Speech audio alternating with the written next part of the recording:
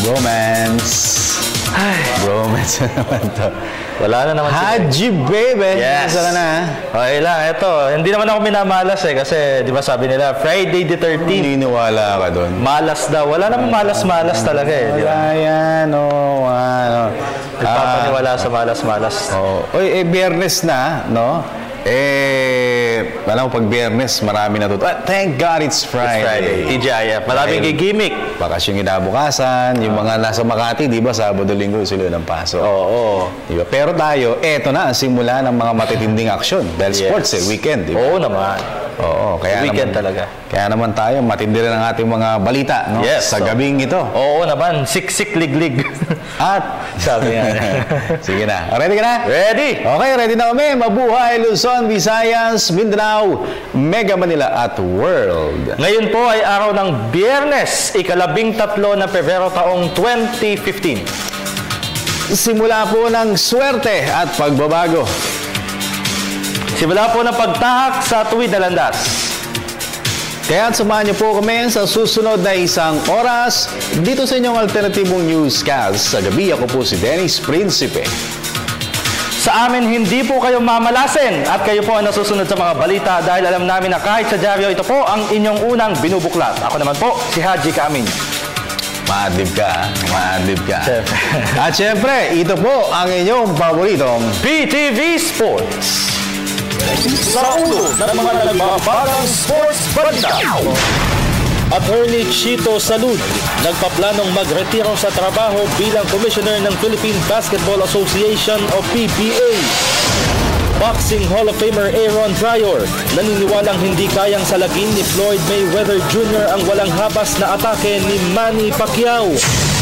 Former WBO Super Flyweight Champion Marvin Sonsona, maganda ang itinatakbo ng training camp sa Las Vegas, Nevada.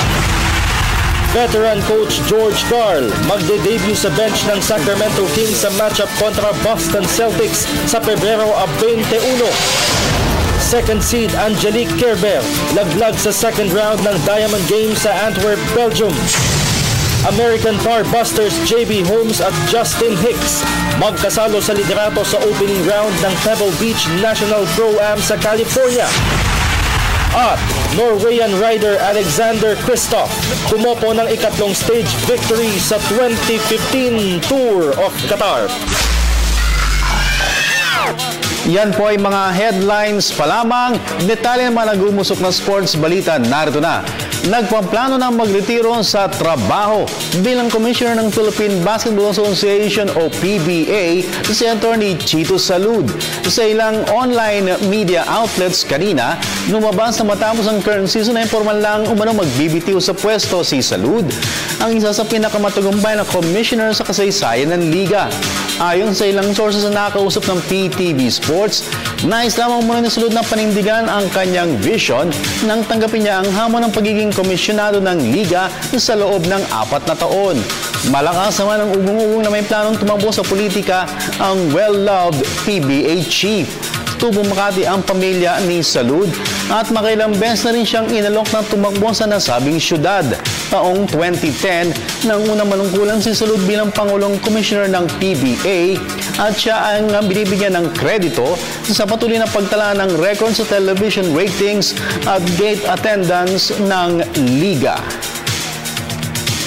Sa PBA pa rin, hindi naman nagpapakakumpiyansa sa laban kontra Kia Carnival ang Barangay Ginebra San Miguel. May report si Ms. Denevie Estanislao. Hindi pwedeng maliitin ng Barangay Ginebra San Miguel ang expansion team na Kia Carnival. Ito'y dahil ayon kay lead point guard L.A. Tenorio, alam ng Kia kung paano gamitin ang kanilang advantages sa laban, gaano man ito kaliit. Sa mga oras na ito ay kasalukuyang nagbabangga na ang dalawang teams. Well, number one, we have to contain the huge import. Yun ang number one namin, to contain their import. But most of all, siguro, I think nakuha namin yung winning formula namin last game. I think kailangan lang namin i-improve yung kung ano yung mga pagkukulang namin last game. And overall, yung kung ano yung game na nilaro namin kahapon, ganun na yung gagawin namin. Matapos na masadlak sa 0-2 losing start sa PBA Commissioner's Cup, Nakapasok sa winning column ang Ginebra matapos na dominahin nila ang San Miguel Beermen noong linggo. At kwento ni Tenorio, malaking bagay para sa kanila na mag-enjoy lamang sa paglalaro dahil nawawala umano ang pressure na nakaatang sa kanilang balikat. Kahapon, parang lahat nag-enjoy and we're sharing the ball, we're everything. Because every time we enjoy the game, talagang maganda yung energy eh. Parang takbo, diba? Sharing the ball, tapos lahat masaya. Sa ngayon ay nasa share of 7 to 8 places sa standings ang Ginebra kasama ang Alaska Aces sa kanilang identical record na 1 win and 2 losses. Para sa PTV Sports, Denny V. Estanislao, Polytechnic University of the Philippines. Team effort naman ang isa sa mga dahilan kung bakit namamayagpag ngayon sa PBA Commissioner's Cup ang Meralco Bolts. Sa kanilang impresibong record na 4 wins and 0 losses, kasalukuyan nakikisalo ngayon sa ibabaw ng team standings ang Norman Black mentored squad. Narito ang report ng aking partner na si Haji Caaminio. Masaya si multi-titled coach Norman Black sa performance ng Meralco Bolts sa itinatanghal na PBA Commissioner's Cup. Ito'y kahit na may ilang adjustments pang dapat gawin sa sistema ng team. There's no secrets. Players are a little bit more adjusted to the system. I'm more adjusted to the players. I just joined them last September, so we're just getting better. We're starting to improve. The guys are working hard every day on their execution offensively, defensively, and it helps to have a very good import also. Dagdag pa ni Black, hindi lamang si reinforcement Josh Davis ang nagdadala sa koponan, kundi maging ang kanilang mga energy at role players. You have to get contributions from everybody, and a lot of times those contributions don't really come from scoring. It could be from things that aren't even in the stat sheet. It could be from hustle. Everybody's on the same page on defense. I think we're holding teams to 80, 81, 82 points per game. So just everybody's been on the same page on defense. And on offense, guys are just moving the ball really well, playing together. So every day, but mostly our defense. Samantala, inamin naman ni Black na isa sa mga pakay nila sa matchup kontra Global Port Batang Pier sa Linggo ay ang makontrol si straight shooter Terrence Romeo. He has been since high school. Nothing's changed. He can shoot the basketball from anywhere. He can score the basketball. We'll just try to slow him down. We won't be able to stop him. We'll just try to slow him down. Kasalukuyang nakikisalo sa ibabaw ng standings, hawak ng Meralco ang kartadang 4 wins against 0 loss. Para sa PTV Sports, Haji Caaminio, Telebisyon ng Bayan. Nadungisa na po ang unblemished record ng Barako Bull Energy matapos po silang talunin ng Talk and Text tropang Texters kanina sa final score na 80-75 sa pamagitan ng 16 points at 2 assists ni Jason Castro. Samantala, sa iba pang mga balita, binigyan naman ng vote of confidence ni NLEX Road Warriors Team Manager Ronald Dulatre ang kanilang current import na si Al Thornton. Ito'y matapos na lumabas ang ulat na plano di umano nilang palitan si Thornton matapos na masadlak sila sa 0-3 losing start sa PBA Commissioner's Cup. Ayon kay Dulatre, bagamat medyo nangangapa pa sa sistema at estilo ng laro sa PBA, sa tingin niya ay akma pa rin ang husay ni Thornton sa kanilang koponan. Naniniwala din si Dulatre na maaaring naapektuhan ang focus ni Thornton sa huling laro kontra Pure Food star Hot Shots dahil sa makapal na padding sa brace ng kanyang tuhod. Samantala, malakas naman ang ugong-ugong na kukunin ng San Miguel Beermen si former Rain or Shine Elasto Painters import Arizona Reed, kapalit ni Rodney Roberts Jr. Sa kabilang banda naman, bibigyan pa umano ng Rain or Shine si current reinforcement Rick Jackson ng isa pang laro dahil nakaabang na si former import Wayne Chisholm. Lipat naman tayo sa boxing. Naniniwala si Hall of Famer Aaron Pryor na hindi kayang salagin ni Floyd Mayweather Jr. ang walang habang sa atake ni Manny Pacquiao. Ito'y sakaling matuloy ang matchup ng dalawang pound-for-pound rivals. Ayon kay Pryor, dahil marami kumagbato ng suntok si Pacquiao at ibinubuhos ang Pinoy champion ang lahat sa laban, sa tingin niya ay magkakaroon ng problema sa depensa si Mayweather. Pero hindi niya tinanggi na gusto rin niya ang estilo ni Pretty Boy Floyd, lalo pat marami na rin umunong napatunayan sa laban ang undefeated American. Hirit pa ni Pryor, dapat na talagang magharap sina Pacquiao at Mayweather para malaman na kung sino talaga ang hari ng pound-for-pound kingdom. Ang 59-year-old na si Pryor ay nakapag-rehistro ng professional record ng 39 wins, 35 by knockouts at 1 loss bago siya nagretiro noong taong 1990. Sa boxing pa rin, patuloy ang dibdibang training ni former world champion Marvin Sonsona sa Las Vegas, Nevada. Ito'y para sa title eliminator kontra American rival Jason Velez sa buwan ng Abril. May report si Ms. Rose Relioso ng Partido State University. Masaya at kontento si promoter Sammy Gelloani sa itinatakbo ng training camp ni former WBO Super Flyweight champion Marvin Sonsona sa Las Vegas, Nevada. Ayon kay Gelloani, positibo ang mga ulat na nakakarating sa kanya pagdating sa attitude sa ensayo ni Sonsona. Noong isang taon ay napabalita makailang ulit na hindi sumipot sa training camp ang 24-year-old Jensen fighter. I think Marvin is making an adjustment, especially that the conditioning coach right now is Memo Heredia, and it's not a Filipino, so everything has to be complied. So I mean, he's doing it diligently. Talagang pinahabol siya. Anyway, he's just starting, no? So, but so far, so good. And I'm very happy that he is happy. Sa ilalim ng patnubay ni controversial conditioning coach Angel Heredia, nagkaroon umano na magandang pagbabago sa physical condition ni Sonsona. And I think this training will help a lot on the career of Sonsona. This will help. No, we will. Ang sa akin, I'll be honest with you, don't be too fun kay Heredia. Heredia will be helping the fighter to develop him physically and emotionally, but not only drug. Si Sonsona ay naghahanda para sa World Featherweight Title Eliminator kontra American Jason Velez sa buwan ng Abril. Para sa PTV Sports, Rose Relioso, Partido State University. Samantala, bagaman hindi kasama sina veteran internationalist Mark Anthony Barriga at Charlie Suarez, malakas na roster pa rin ang ipaparada ng Association of Boxing Alliances in the Philippines o ABAP sa paparating ng Southeast Asian Games. Narito report ni Ms. Arian Malyari. Tiniyak ng Association of Boxing Alliances in the Philippines o ABAP na solidong lineup ang kanilang ipapadala sa Southeast Asian Games sa Singapore sa Hunyo. Ito'y kahit pa wala sa national team sina multi-titled boxers Mark Anthony Barriga at Charlie Suarez. Ayon kay National Coach Pat Gaspi, sasalain nila ng husto ang kakayahan ng 10 boxers na ipapadala sa Singapore meet para matiyak na makakaya nilang makipagsabayan sa mga tigasing Southeast Asian rivals. Siyempre, hindi naman tayo magpapadala na basta-basta, no? Alam naman natin yung kapasidad ng mga boxer na to. When it comes to performance, hindi po nalalayo itong mga nakatutok sa kanya. Ganun dito kay Charlie Suarez, meron din tayong mga 2-3 na contender dyan. So, mga dumidikit din naman kay Charlie Suarez. Pero kung sa tingin namin na hindi po yung kapalit niya, hindi kami magpapadala sa timbang ngayon.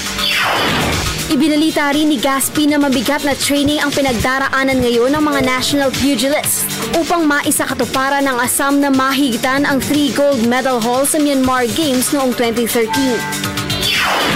Dito kasi sa Baguio ngayon din training na at mayroon kami rito invited na mga Australiano. So, kaya nagka-camp training kami, no? Babae, lalaki. Sparring elimination namin sa mga susunod na linggo siguro. Kung hindi mapantayan yung nakaraan, at least malagpat na namin. So, yun ang target natin. Sina Barriga at Suarez ay kapwa liliban sa SEA Games dahil nakasabay ng schedule ng biennial event ang magkahiwalay na Rio Olympics qualifier na kanilang lalahukan. Para sa PTV Sports, Arian Malyari, Telebisyon ng Bayan. Kumpiyansa naman ang coaching staff ng Philippine Canoe Kayak Dragon Boat Team. Nahakot sila ng gintong medalya sa Singapore SEA Games. Nagbabalik si Ms. Arian Malyari. Doble kayod sa ensayo ngayon ng Philippine Canoe Kayak Dragon Boat Team para sa kanilang nalalapit na pagsagwan sa Singapore SEA Games. Sa pangunguna ni Hermie Macaranas at Danny Funelas, 12 national paddlers ang magwawagayway ng bandila ng Pilipinas sa Biennial Regional Meet. Ayon kay National Coach Len Escolante, malaki ang tsansa na makapag-uwi sila ng maraming gintong medalya sa SEA Games, lalo pat maituturing na powerhouse ang Pilipinas pagdating sa Dragon Boat.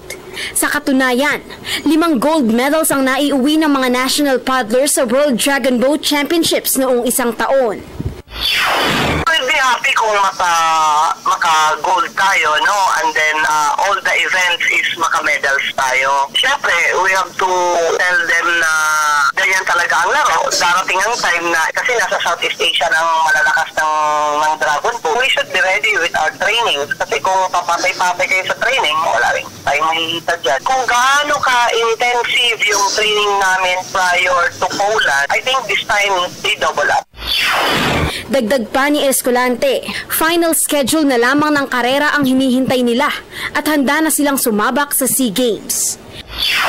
Meron kaming conflict on the first day, but we try to arrange the schedule. That's why I'm waiting for the final schedule of the races. Maybe after the first race for Canoe Kayak, ang ma-actor lang naman yan, actually 2 player lang eh.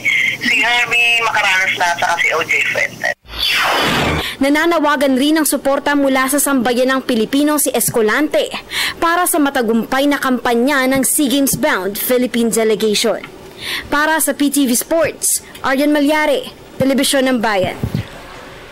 Punta naman tayo sa international sports scene. Sa basketball, pinasaya ng Chicago Bulls ang home crowd sa United Center sa Chicago, Illinois. Sa pangunguna ng former league MVP Derrick Rose na bumukol ng team-high 30 points, dinomina ng Chicago ang Cleveland Cavaliers 113-98 kanina upang palawigin sa 4 matches ang kanilang winning run. Mula sa 55-48 halftime lead, nagawang palabongin ng Bulls sa 15 puntos ang kanilang bentahe sa third quarter at mula dito ay hindi na nakabalik pa sa laban ang Cavaliers. Tunay na naging kahanga-hanga ang performance ni Rose dahil bukod sa kanyang scoring output ay nagawa pa niyang magambang ng 7 assists at 6 rebounds para sa Bulls. Dahil sa panalo, lumaki sa 1.5 laro ang bentahe ng Chicago kontra Cleveland sa labanan para sa top spot sa Central Division standings. Samantala, pasadahan naman natin ang iba pang mga tampok na sports stories overseas sa report ni Ms. Arian Malyare.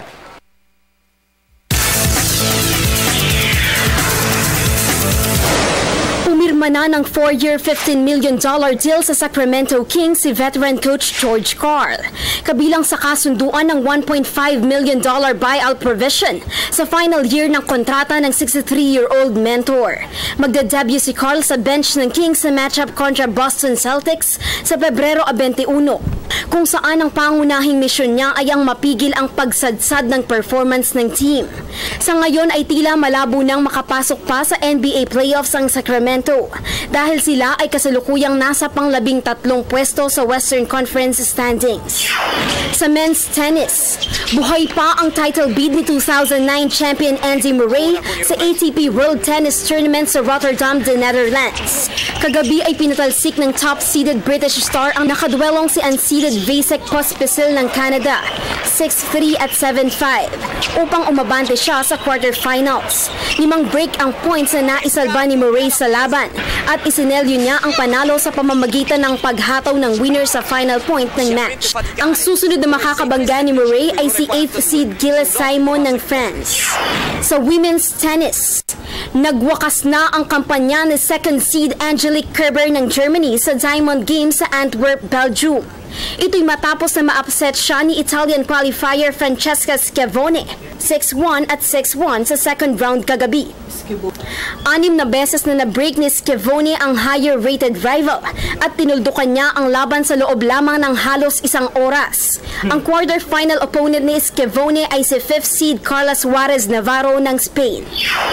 Sa golf, Magkasalo sa liderato sa opening round ng Pebble Beach National Pro-Am Open sa California, sina JB Holmes at Justin Hicks.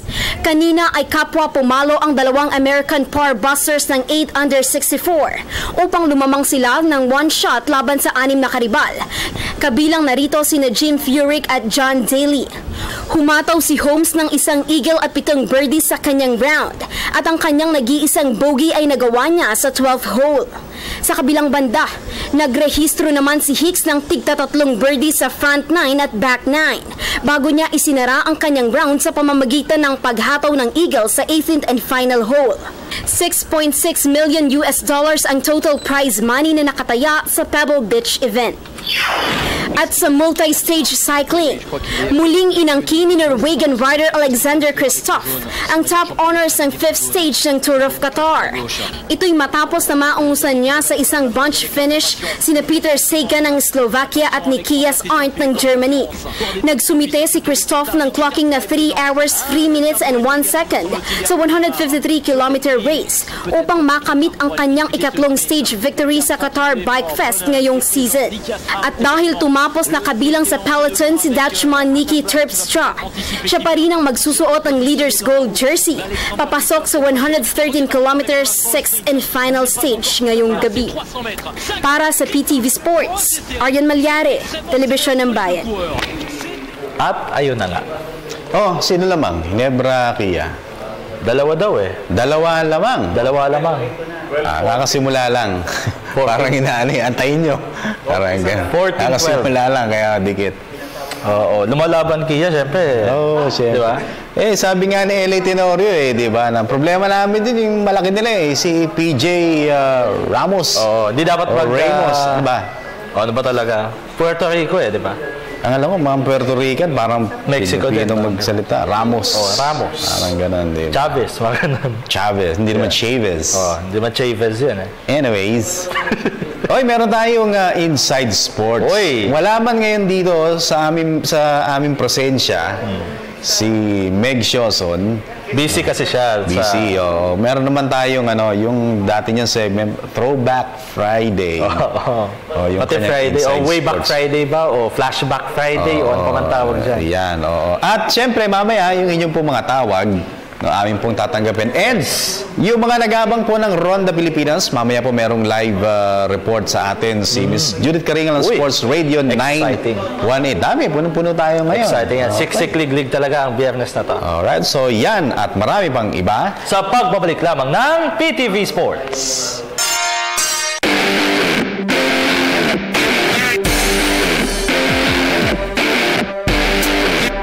Bowling, isang intense at highly competitive sport.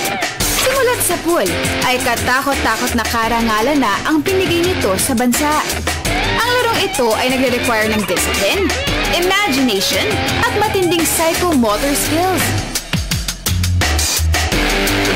Isa lamang si Paeng Nepomuceno sa mga tanyag na bowlers sa daigdig at halos 4 na dekada ang nakakalipas buhat na sumunggit siya ng 4 na World Cup titles ay hindi pa rin nababakbak ang kanyang pangalan sa Guinness Book of World Records. Bukod kay Nepomuceno, nakilala rin sa world bowling scene sina Bongko, Arian Sardenya at CJ Suarez sa mga kinilala bilang kampiyon. Bakit nga ba natural na mahusay sa disiplinang ito ang mga Pilipino?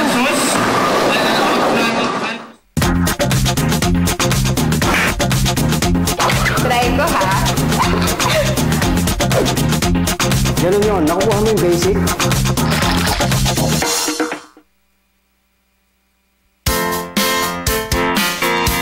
Sa pagtakbo ng panahon, patuloy na nag-e-evolve ang larong bowling. Isa kasi ang sport na ito sa highly technical sa aspeto ng kagamitan at hardware. In the early years, there are 2 types of bowling. The duck-pin bowling and the 10-pin bowling. Nowadays, meron pa rin duck-pin bowling, but you can only see in a few bowling centers. But more now, you can see are the 10-pin bowling, which is the big pins. The difference between the duck-pin bowling is you see a small pin. And the big ones are the 10-pin bowling. Now, the differentiate between the duck-pin bowling is you use 3 balls small balls for ducking, while in 10-pin bowling, you need 2 throws the most. You can make a strike in 1 ball, and you can make a spare on a second shot. But in the ducking, you can make a strike, spare, and a break. So, but we are, I would not say it's an obsolete game, but we are in the modern, so 10-pin bowling. At hindi gaya ng ibang ball sports, kinakailangang angkop sa body weight mo ang timbang ng 10-pin ball na inyong gagamitin. The weight varies from each bowler. The lightest weight is 6 pounds. The heaviest is 16 pounds. Now it depends on the bowler's total weight. So at least our guide there will be 10% of the body weight of the bowler plus or minus. If you have some injuries in the shoulder or in the knees, we go down. But if you're very athletic, we go up like that. So that's the main reason. So it's important then for the balance. Yes. Kasi when you use a light ball and you can power, your ball will have no direction. So it's very important to each bowler to have the right weight. Mayroong 3 disiplina ang bowling. Singles event, doubles event, at team event, kung saan hangad ng bawat manlalaro na makastrike o maka-knockdown ng madaming bowling pins tungo sa pagtipon ng punto sa kabuuan ng laban. Strike ang tawag pag napabagsak mo sa isang pukol ang 10 pins. Turkey ang tawag sa 3 sunod na strike. Habang perfect game naman ang tawag pag nagawa mong magtala ng 10 sunod na strike. Spare naman pag napatumba mo sa 2 pukol ang mga pins. A bowler needs to roll at least 1 ball. Then the maximum kung hindi niya na i-strike is at least 2 balls. That is considered as 1 frame. Higit sa pagiging competitive sport, nakagawian ng gawing bonding activity ng isang pamilya o magbabarkada ang bowling. May time ka kasi na kumain at makipagkwentuhan sa iyong mga kasama habang naghihintay ka ng turn mo para pumukol. Pero ayon sa mga eksperto, marami pang benepisyong pangkalusugan ang sport na ito. Sabi nila, good for health is exercise, pero they call it sometimes stress-free. After a hard day's work. Pang-release ng stress? Yeah, pang-release ng stress, leisure nila. Okay, I think I want to turn myself into a better bowler now. So let's learn the basics of this leisure sport. I will teach you the basic fundamentals because there are lots of techniques stored for the basic fundamentals. But this, I just want to tell you that every teaching or every execution, there is a certain kind of feel. Yeah, it is more on feels than using the power. So accuracy and timing is the most important in the basic bowling. Alright, this is the moment. Tignan nga natin kung may marked improvement na ako. I have been waiting for this, ang step-by-step movement ko sa bowling. Are you guys ready? Simulan natin sa release. The fingers in relation with the thumb in a form of a clock is pointing around 11. So 11, if this is your 12 o'clock, if this is a straight arm, okay, this around pointing like 11, and this one goes like for 4 to 5 o'clock. It's like that. It's like holding a shake hand release. So sometimes you will see or you will hear shake hand release. Okay. But the most important is this one. This should face the target. Okay. It should not turn. Okay. So it should. So in other words, you have to have a relax. Okay. Then this one.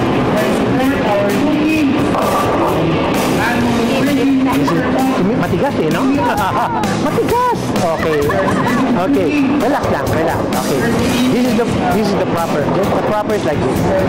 Okay, yan. This is the swing and follow through. When you swing your ball, so you have a grip there, then when you roll the ball, okay, this hand position will stay in the proper clock position. Then you roll the ball, going the thumb out first, then the finger you roll it. Now, the thumb should go out first, then the finger will go out last. But remember, this should be in a straight form. Okay? Then, when the ball is already released, this arm should continue swinging upwards. We call it the follow-through. Okay. O ha, ito naman ang tamang stance sa bowling. At least you're in the middle of the lane. Now, yeah, okay, you're in the middle of the lane. Then, in the stance, there is what you call flexibility. We usually teach to flex the knee. So, something like flex. Yeah, okay. With this one, at the back, a little 10% degree forward. So it's like going on a racing, so something like that. So there is what you call the pose. Okay. At syempre, ang pinaka-importanting 4-step delivery. So now, let's say if you have the bowling ball with you, okay, you do with the first step, push, then you go with the second step. The second step, this arm should be already down. And because you're going for the momentum, the third step is this one, is the bigger step. So a bigger step, now that's it. Then you're ready to swing because your arm's at the back and you're going for the slide. When you slide, okay, slide with straight foot, yan. But there are checkpoints in the slide. The checkpoint is the toe, the knee should be in line together with your shoulder. So you have then the non-bowling arm is pointing on the sideways. So when you release the ball, you have to release the bowling ball below the knee. Below the knee. Yes. So try to below and then continue. But your body should not go up. Only your arms goes up. Yes. So your body should be in a stationary position. So that's it. Mahirap. Mahirap ba? Coach, alam ko na yan, okay? Don't forget to utter the words short, short, and glide, ha? Remember, kinakailangan hindi masyadong malakas ang force sa pag-release ng bowling ball. At dapat may kaunting pectus. Okay, let's go. Short, short, and ball release! Bang! See? Oh ha, I did it! Sa pagsabak ko sa mundo ng bowling, mas lalo akong napalapit sa sport na ito na dati ay nakakatuwaan ko lang laruin. Naramdaman ko din ang sakit ng katawan. Pero at the end of the day, I get to enjoy the day with friends at syempre myself. Akala ko madali lang ang bowling pero it took me a lot of tries bago ako nakastrike. Para maging magaling na bowler, kinakailangan talagang matutunan ang iba't ibang bowling techniques. Siyempre, importante din ang balance, consistency at tamang stance. Guys, thank you for joining me this afternoon. As usual, sobrang nag-enjoy na naman ako sa episode na ito. Until then, this has been Meg Joson for Inside Sports.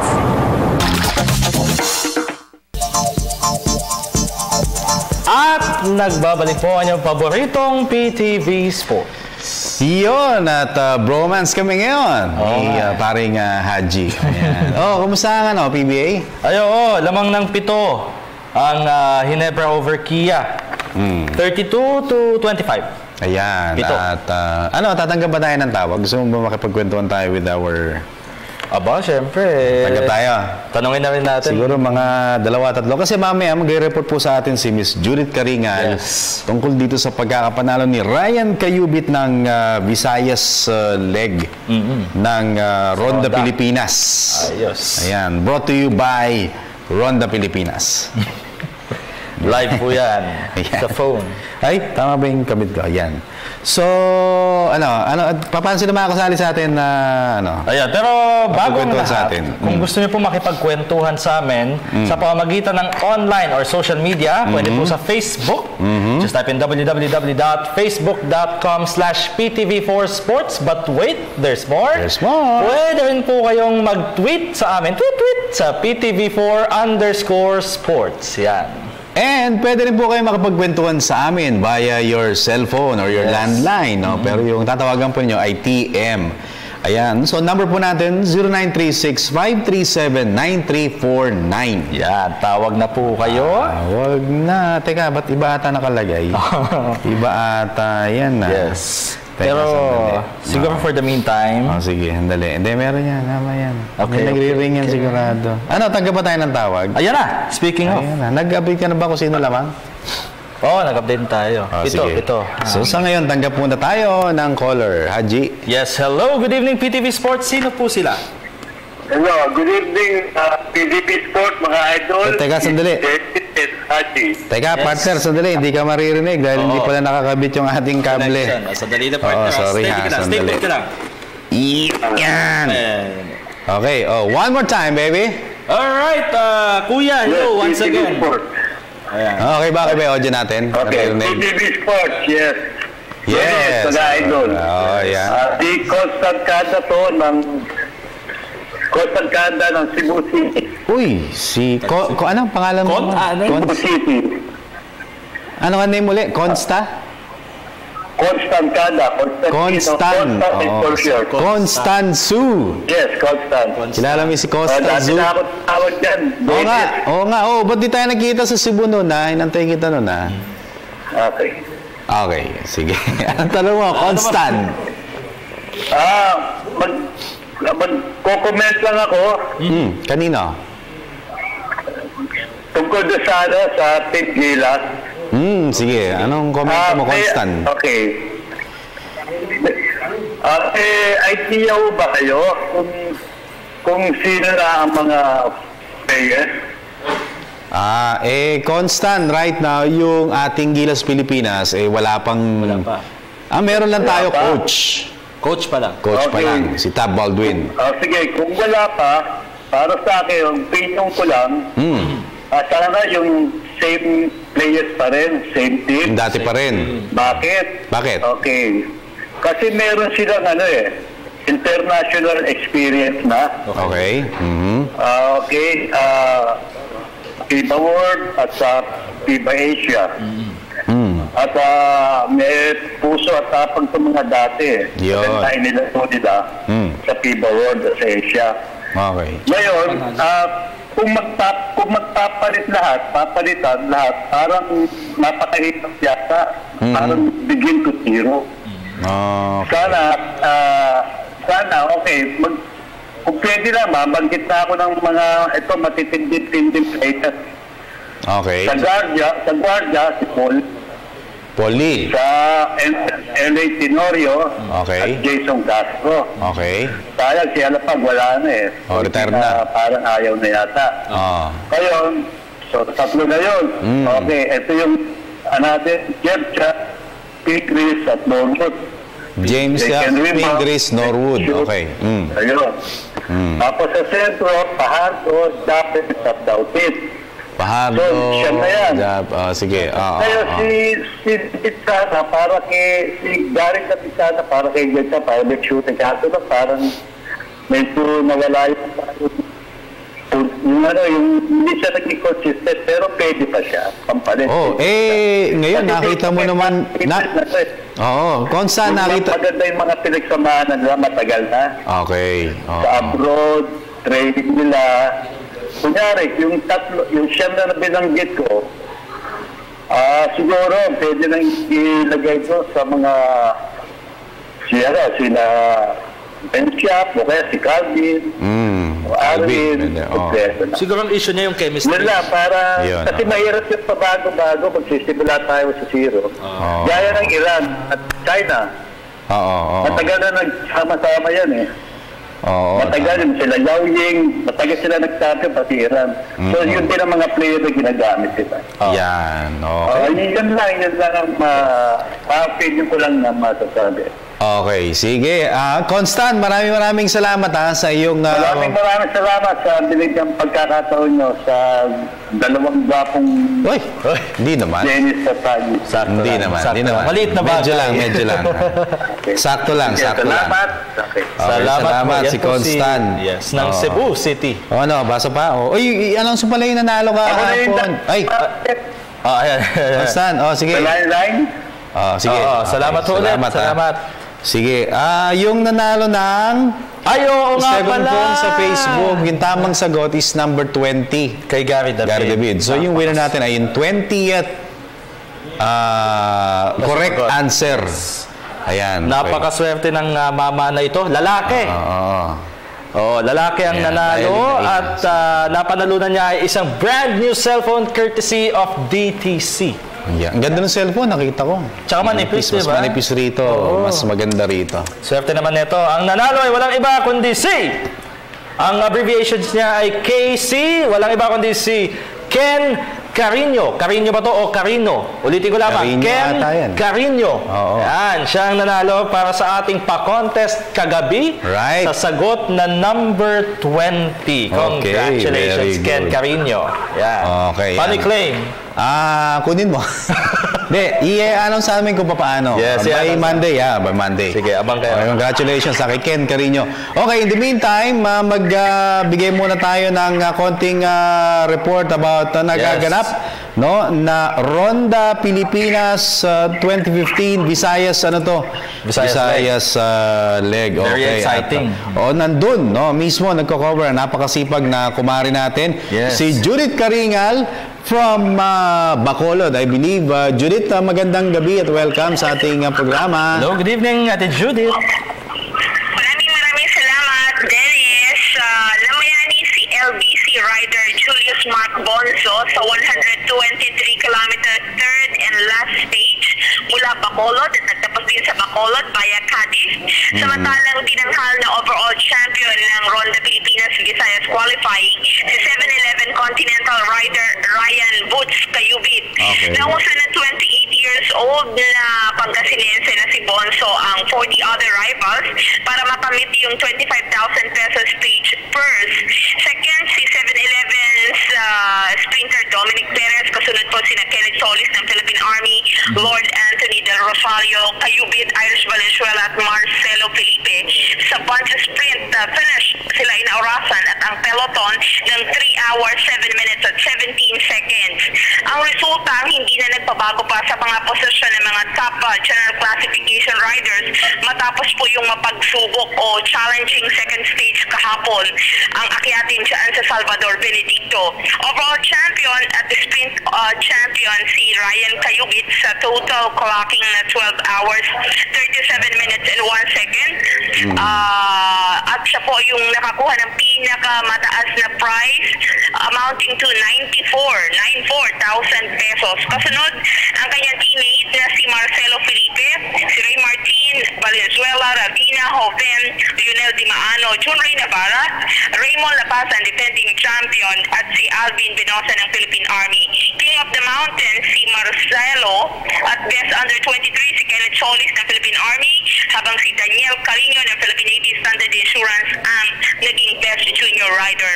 40 riders, lahat po na kumarera pa para sa araw na itong umabante na sa national finals na nakaschedule February 22 to 27. 40 other slots ang paglalaban-labanan sa Luzon qualifying na magaganap naman February 16 at 17 sa Tarlac at sa Antipolo. So yun po yung mga kaganapan sa Ronda Pilipinas Visayas qualifying. Ngayon yung mga huling araw at syempre sa araw ng bukas lahat ay tutulak na ng Manila. Yung iba mag-resume sa kanilang training. The other riders naman would be competing in the qualifying in Luzon. Yun po sa mga noted kumbaga failures, yung hindi na-qualify dito ay sina Alpi Catalan at si Randy Olog ng Philippine Army at dalawang pagnanawon matapos na hindi nila natapos yung 3 climbs kahapon sa Benedicto, yung very tough stage of Ronda Pilipinas Visayas qualifying. Okay. Para sa Miss PTT Judes, Sport, Miss Judes, yes, Dennis? Miss Judes, yung pagkakapanalo ni Kayubit kanina, will that make him parang a rider to watch dito sa national event ng Ronda Pilipinas? Definitely. Siya yung overall champion. Actually, walang stage na nakuha si Kayubit. Pero kahapon, yung teammate niya na si Marcelo ang kumuha ng napakahirap na stage and he finished second. But in the first stage, medyo maganda yung placing ni Kayubit. Kaya yung runner-up finish niya kahapon ang kumbaga in a way elevated him to the overall classification or GC. Yun na nga, sa pagtatapos ng flat stage ngayon, wala na nangyari pang pagbalasa sa standings or sa positioning sa overall standings. Kaya overall champion si Ryan Boots Kayubit ng Caloocan at sa Continental Rider ng ating 7-11 Road Bike Philippines. Kina Engineer Bong Dual yan. At minsan na yan naging representative ng bansa natin sa Southeast Asian Games kasama si Galedo. Noong, I think, Myanmar Southeast Asian Games.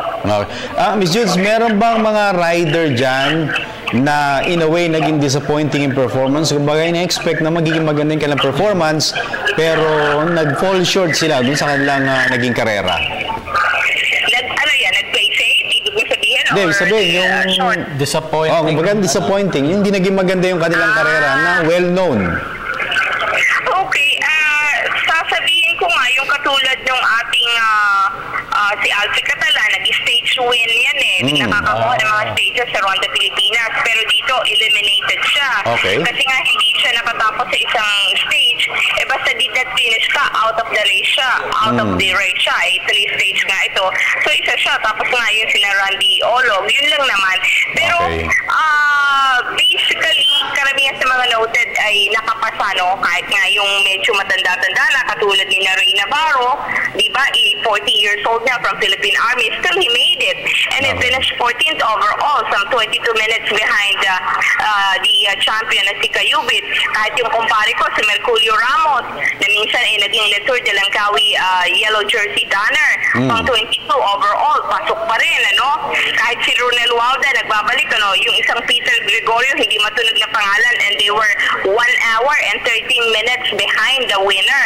Pero pumasok sila because very tough yung competition kahapon, and the organizers in a way gave due consideration for them to make it to the national final. So ang istorya na dito, come the Luzon qualifying, mag-aagawan yung mas maraming mga riders dyan. Alam mo naman kapag Luzon, pinanggaling ng Tarlac, ng Pangasinan at ng kalapit na mga lugar dyan, at sila ay hindi nagpunta ng Bisaya. So lahat sila, kumbaga crowded ang kanilang magiging labanan pagdating sa Luzon qualifying Dennis. Mag-aagawan sila ay 40 slots na lang ang nakalaan para sa kanila. Yun, 40 slots. So, Judith, si Haji ito. So, sa 40 slots na yun, meron na bang, kumbaga, yung mga nakikita natin na makakahabol pa? Actually, it's a different race come the Luzon qualifying back to zero. Even those who qualified dito sa Visayas qualification, they can still compete in Luzon. Definitely not for the slots at the national finals, but for the prize money. Kasi ang laki-laki ng premium pinapamigay. 25,000 pesos to the stage winner and so on and so forth hanggang top 15. And likewise, there's overall hanggang 1 to 40 nga pinapamigyan mo ng Grand Premium. Imagine overall champion ng isang qualifying 50,000 pesos. So yung iba, dun sila maghahangad. But the rest, aside from the prize money, ang hahangarin nila talagang yung 40 slots. So back to scratch pagdating natin sa Luzon qualifying. Okay, Miss Judes, maraming salamat and we'll hear more from you sa Sports Radio 918. Okay, sige. Ito po si Judith Caringal mula sa Bacolod City para sa Ronda Pilipinas 2015. Balik sa inyo, Dennis and Haji. Maraming salamat. Alright. Miss Judith Caringal, yung report niya sa atin, update about nagaganap na Ronda Pilipinas 2015. Yun. So, Visayas qualify. So sa Luzon leg na pala yung susunod. Ayan, oo. Mag-aagawan, 40. Alright, so paano Haji? Ano naman tayo? Siguro Facebook muna tayo. Teka, ano po ito ni Miss Judith? Sandali lang, direct ha? Oo. At punta tayo sa ating... may babatiin ka? Over the meantime to, pabati daw si Maria Victoria Estanislao. Happy Valentine's from Arian Valgunya. Tama ba? Happy Valentine's Day to Arian Valgunya. Yan, okay. At paano to? Thank you. Paano ba to? Okay, sige, basa tayo ngayon sa Facebook. Ayan na. Kuha tayo ng message sa ating mga Facebook friends. Dami niyan. Oo. Kompleto tayo ngayon. Na-cover natin na. Toronto, Pilipinas, yung kay Commissioner. Hindi mapapalaki ito. Hindi pa natin malalakihan. Ganito na yan eh. Ganyan na talaga yan. Okay, sige. Etong si Michael Andrew BC Guevara. Ang haba naman ng pangalan. Basa.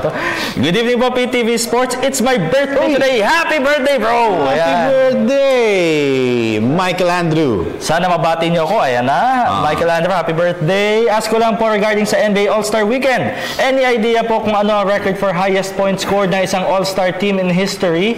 May All-Star team na bang naka 200 points or more sa isang All-Star game in history? Is it possible this year? Thanks po. Alam po, nasa 160 lang eh. More pa. Baka more pa. Oo. 160 or 100... Tingnan natin ha. 70, 50? Yung most points scored sa isang NBA All-Star. Maganda yung tanong niya. Kasi pagka, alam mo naman, pagka yung All-Star game kasi, lahat ng mga best... the best players. Ito, kunin natin yung most points in a game. Ayan, East All-Star. Last year lang. 163. The MVP was Kyrie Irving. For that particular All-Star game. So, East All-Star, the Beast. Wage East. Wage East last year. 163. Michael, nasagot natin. 163. Ngayon daw, tinatanong niya. 168 na. Kung posible daw ngayon taon. Well, sa lineup. Hindi. Mayroong mga injured eh. Sa mga original... Sino ba mga top scorers ngayon? Siguro tingnan natin yung mga top scorers ngayon kung possible yan. Nandiyan yung mga scoring machine nasa lineup ngayon eh, no? For both teams. Para sa East, para sa West. Sa West, nandiyan si Steph Curry. Yun, ako. James Harden. Si Klay Thompson, nandun pa. Klay Thompson pa. Diba? Ayan. So, kompleto yung mga scorer. Tawag pa o basa? Sige, basa tayo ng isa pa. Idol Dennis at Haji, sana po si Casimero.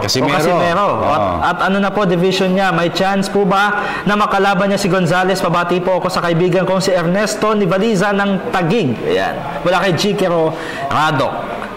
Ayan. Well, right now, si Casimero nasa Las Vegas. Kasama si Marvin Sonsona. Okay. Ano sila nag-iensayo. Ayan, at depende kasi sa mananalo sa March between defending champion Amnat Ruenrong ng Thailand at saka si Zhou Shiming. Ang pakiramdam nila Sammy Loani, yung kanyang promoter, kung manalo yung Amnat Ruenrong, malamang si Casimero na mapalaban kasi mandatory siya. Pero kung manalo yung Zhou Shiming, medyo duda sila na mapapalaban sila for the World Championship. Kung manalo yung Zhou Shiming, balak nila magkaroon ng tune-up game sa Las Vegas this coming April. Okay. Ano ba? Tatanggap pa tayo ng isa pa? Bye-bye time na tayo. Pero meron kang babasahin. Ito sa mga naghahanap po. Ako, kakabahan si Haji. Kinakabahan si Haji. Sige, basahin mo. Kinakabahan ako si Friday the 13th. Sige. Dali, halftime score na yan. Sa mga nagtatanong po sa halftime score sa labanang Kia Carnival at Barangay Ginebra San Miguel, isa po ang labang ng Ginebra over Kia, 46-45. Magaganap ba ang isa pang upset? May dalawang quarters pa. Para sa mga fans. Gaya ni JR Pantua at Clarice Tipanero na nanonood sa atin ngayon. Okay. Mga kinakabahan na daw. Manalig ka lang. Okay. At babay time na naman. Bitin na naman po show natin. Pero anyway, meron pa naman Lunes. Magkakasama-sama pa naman tayo. Patingin ko lang po si Sermon Nunez. Sermon Nunez na nanonood sa atin ngayon. Si Kuya Abel. Happy viewing and happy supervising. Tsaka si si Jonathan. Sige. Tsaka salamat po sa mga taga Liano sa Caloocan City, mga Pantua family, syempre sa mga taga Tangub City, sa Misamis Occidental, and syempre kay Mama, I love you, kay Papa, at syempre kay Miss Aisa. Yan, at tayo naman, Mr. Sharon Bringas ng DTC, maraming salamat.